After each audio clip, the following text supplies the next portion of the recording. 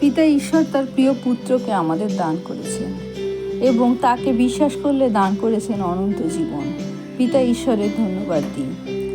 পবিত্র বাইবেল যোহর লিখিত সুসমাচার 10 অধ্যায় 4 পদে প্রভু যীশু বলেন, যখন সে নিজের সকলগুলিকে বাহির করে তখন তাহাদের অগ্রে অগ্রে গমন করে, আর মেষেরা তাহার পশ্চাৎ পশ্চাৎ চলে, কারণ তাহারা তাহার রব জানে। পবিত্র আত্মার সহভাগিতা প্রার্থনা করি বিষয়টি বোঝার জন্য। এখানে মেষপালকের কথা বলা হয়েছে এবং সেই মেষ শাবকদের কথা বলা হয়েছে যারা সেই মেষপালককে অনুসরণ করে।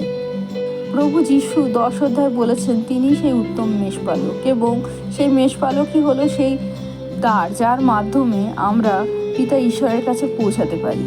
এই পৃথিবীতে আমরা নিজেদের যতই চালাক মনে করি না কেন, পিতা ঈশ্বর আমাদের মেষ বা ভেড়ায় মনে করেন। ভেড়া হলো সব থেকে নিরীহ প্রাণী। ছাগল অথবা গরু একা একা চড়তে পারলেও পাহাড়ি অঞ্চলে যেখানে ভেড়া আছে সেখানে আপনি ভেড়া চালাচ্ছে যারা, অর্থাৎ মেষপালক বা শেপার্ড, অবশ্যই দেখতে পাবেন। তারা এত বোকা, এত তাড়াতাড়ি তাদের পথ ভুলে গিয়ে বিপথে চলে যায় যে তাদের সব সময় একজন ত্রাণকর্তা, একজন পরিচালকের প্রয়োজন হয় যে তাদের ঠিক পথে চালনা করবে। শুধু একটা মাত্র তাদের গুণ আছে যে তারা তাদের পরিচালককে বা তাদের মেষপালককে চেনে এবং সে তার রব জানে বা তার আওয়াজ জানে।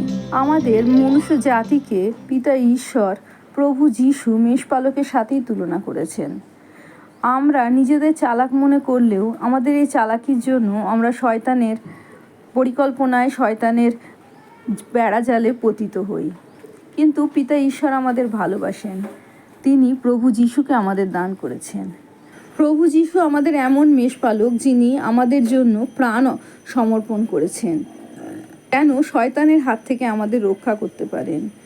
শয়তানের পরিকল্পনা অথবা আমাদের মানসিক চাহিদার জন্য আমরা যে পাপের পথে পড়ি, সেই পাপের ক্ষমা হিসেবে প্রভু যীশু ক্রুশে আরোহণ করেন।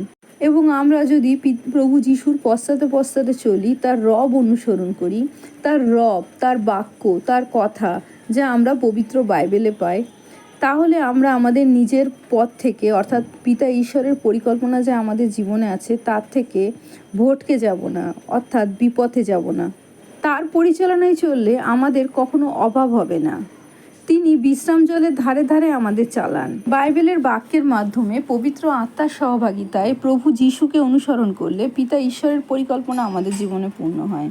কিন্তু যদি আমরা নিজেদের বুদ্ধি খাটাই, শয়তানের পরিকল্পনায় পড়ি, তাহলে তখন আমরা মৃত্যুচ্ছায়ার উপত্যকা দিয়ে গমন করি। এখানে কিন্তু বলা হয়নি যে প্রভু যীশু আমাদের সেইখানে লিড করেন বা আমাদের নিয়ে যান।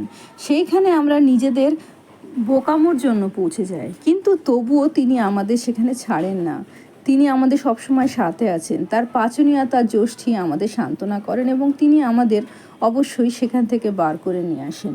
আর আমরা যদি তাকে অনুসরণ করি, তিনি আমাদের যে পরিকল্পনা আমাদের জীবনে রেখেছেন পিতা ঈশ্বর তা পূরণ করেন। আমাদের মস্তক তৈলে সিক্ত করেন এবং আমাদের পানপাত্র উথলিয়া পড়েন।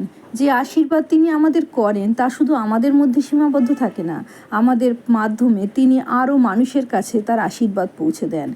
আমাদের তিনি শুধু ব্লেস করেন না, আমাদের নিজেদের অন্যান্য মানুষের জন্য ব্লেসিং তৈরি করেন।